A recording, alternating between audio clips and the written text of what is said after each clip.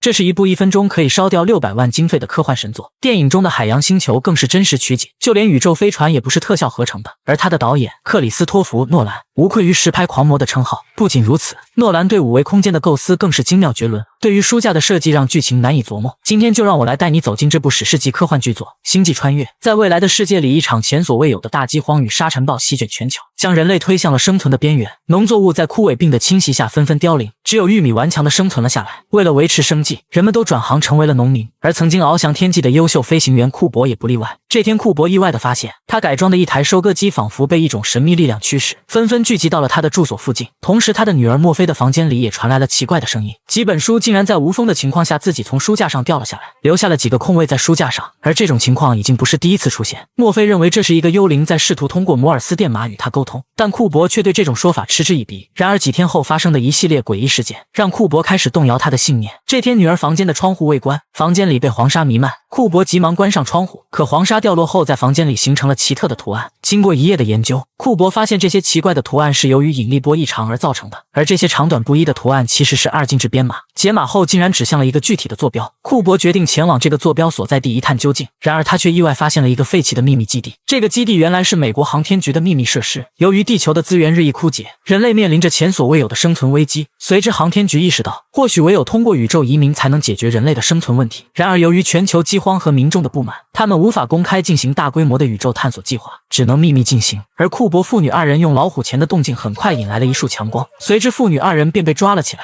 他们被带到了基地内部，而库珀却惊讶地发现，航天局的负责人竟然是他昔日的教授。教授告诉库珀，他知道以人类现有的科学水平，宇宙航行根本就是无稽之谈，更何况要前往遥远的太空寻找新家园。但就在几十年前，一股神秘的力量为人类开辟了一条通往遥远星系的虫洞，这极大地缩短了宇宙航行的时间和距离。而航天局早已派出了一批先驱者，去往宇宙深处探索不同的星球。可到目前为止，只有少数先驱传来了积极的反馈。现在他们需要再派一批人穿越虫洞，去确认那些星球是否适合人类居住。教授告诉库珀，只有2个计划。A 计划是将人类用巨大的空间站带离地球，前往新的家园，但由于引力方程式目前尚未解除，因此这个计划目前充满了不确定性。B 计划则是在飞船上携带5000个人类胚胎，一旦A 计划宣告失败，那就在外星球上孵化新的人类。库珀作为最优秀的宇航员之一，自然肩负着探索新星球的重任。可墨菲却无法接受父亲的离开，不仅是因为他知道宇宙探索的危险性，更是因为他破译出了掉落书籍所涵盖的信息，留下。可如今库珀已经将拯救人类当做了自己的使命，只能选择委屈自己的女儿。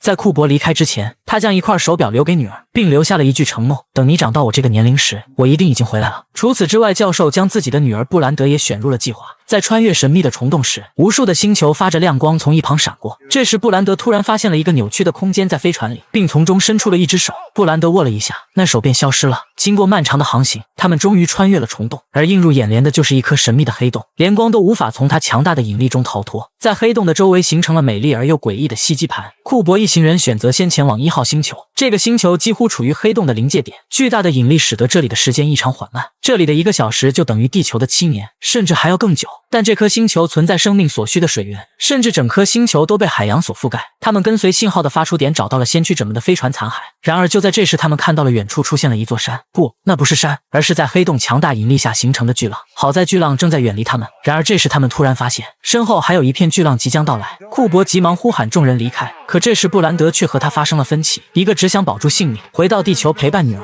而另一个执着于完成任务，给人类找寻一个家。转瞬间巨浪已经来到了跟前，危急关头飞船上的机器人救了布兰德，而另一名宇航员仅只是晚了1秒便被巨浪卷袭而去，他们的舱门也没来得及关，大量的海水涌入了飞船，巨浪将飞船带到了100米高空，随后又落回海面，但他们的飞船进了水，只能等水排干才能离开。这一排便是数个小时。等几人回到空间站时，空间站和地球的时间都已经流逝了23年，而留守空间站的成员也已经到了暮年。库珀无法接受如今的结果，他急忙来到飞船里的通信器前，播放起从地球传来的视频。看着视频中长大的儿子，库珀笑了，他错过了儿子的毕业晚会，甚至是儿子的婚礼。Met another girl, Dad. I really think this is the one. Her name's Lois. That's her right there. Murphy stole Grandpa's car. She crashed it. She's okay, though. 第二段视频中，儿子已经当上了父亲，而库珀已经有了孙子。库珀开心地朝着视频招手。第三段视频中，儿子已经到了壮年，他告诉库珀，爷爷已经去世了，自己的孩子也意外离世了。他觉得不应该告诉库珀这些，况且库珀应该也听不到了。随后便结束了视频。第四段视频是女儿的，在库珀出发前，女儿才10岁，而如今已经和他同龄了。You once told me that when you came back, we might be the same age. 库珀崩溃的痛哭，因为他不敢想象之后还会发生什么。如今他的女儿也加入了航空局，跟随教授一起研究引力方程。如今空间站的能源已经不足以支持他们继续探索其他星球，他们只能在剩下的2个候选星球中做出选择。2号星球一直在传递信号，并且距离相对更近，而3号星球虽然可能更宜居，但如今已经失联了3年，并且那里的距离要更远。布兰德坚持要去3号星球，因为3号星球的先驱者是他的男友。然而这个提议遭到了其他人的反对，人类的生死存亡都寄托于他们的选择，如今根本不是他们儿女情长的时候。最终他们决定前往2号星球进行探索。2号星球的环境非常恶劣，整个星球都被暴风雪所覆盖，连云层都在极低的温度下结了冰。他们根据信号源找到了冬眠中的博士，并将其唤醒。随后博士告诉他们，这个星球的昼夜交替都是漫长的67个小时，虽然空气中含有巨量的氨气，但在地表下面却藏有可供呼吸的空气。就在他们准备进一步探索这个星球时，他们突然收到了空间站转发过来的视频。视频中墨菲已经长大成人，他带来了教授的死讯以及整个计划的真相。原来计划从始至终都只是一个骗局，因为没有黑洞的数据是不可能解出引力方程式的，从一开始就只有 B 计划，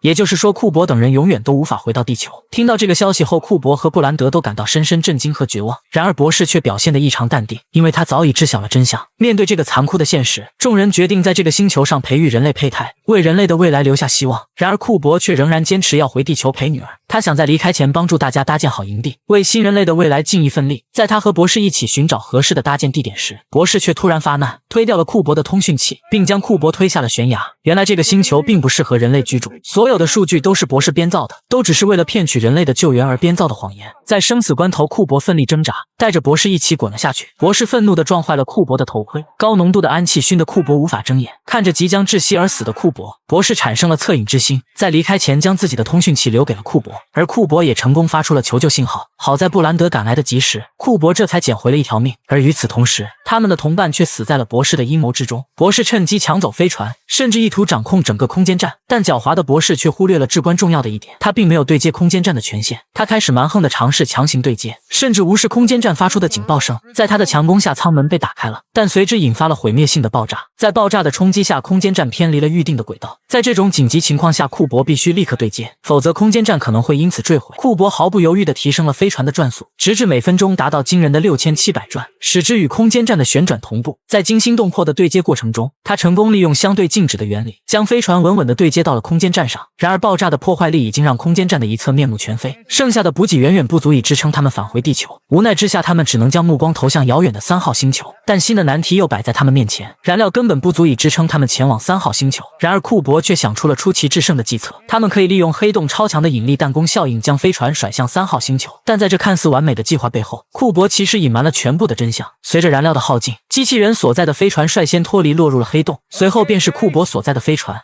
Ranger 2, prepare to detach. What? No! No! Cooper! 3, Cooper, what are you doing? Newton's third law.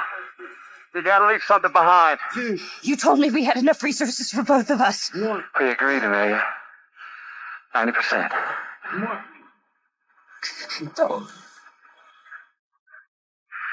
Detach.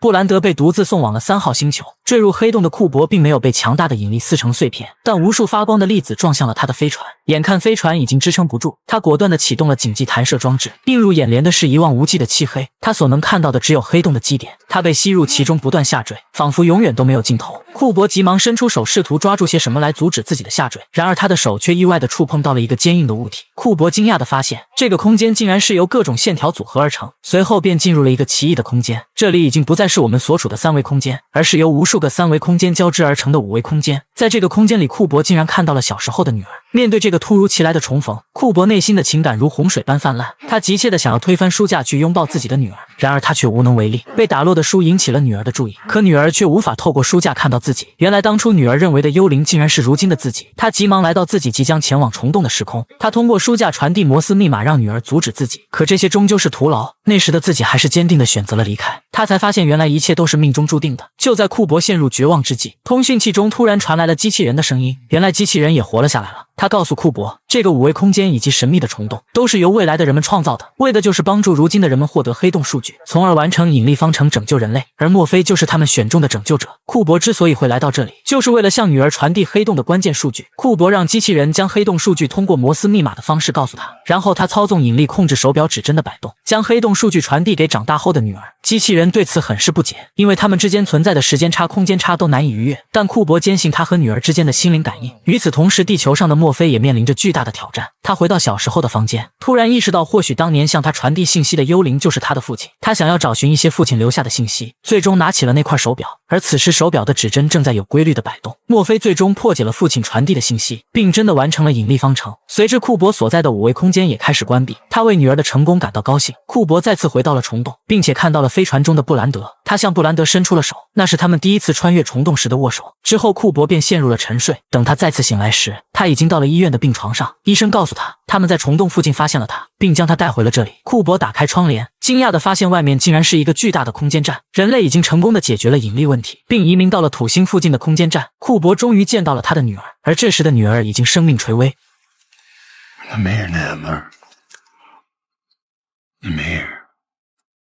墨菲庆幸自己终于等回了父亲。他告诉库珀，他知道书架后面的幽灵就是父亲，他也坚信父亲一定会回来。Because my dad promised me. 但墨菲却开始催促父亲离开，因为父母不该给子女送终，他有他的子孙陪着就好。而库珀再次踏上了宇宙航行，因为在遥远的星球上，布兰德正带着孤独与希望继续着繁衍人类的 B 计划。电影《星际穿越》无疑是科幻电影中的神作，我看过对它最好的评价是：时间可以伸缩和折叠，唯独不能倒退。你的鹤发或许是我的童颜，而我一次呼吸能抵过你此生的岁月。看电影找驰名，持续更新紧张刺激的好电影。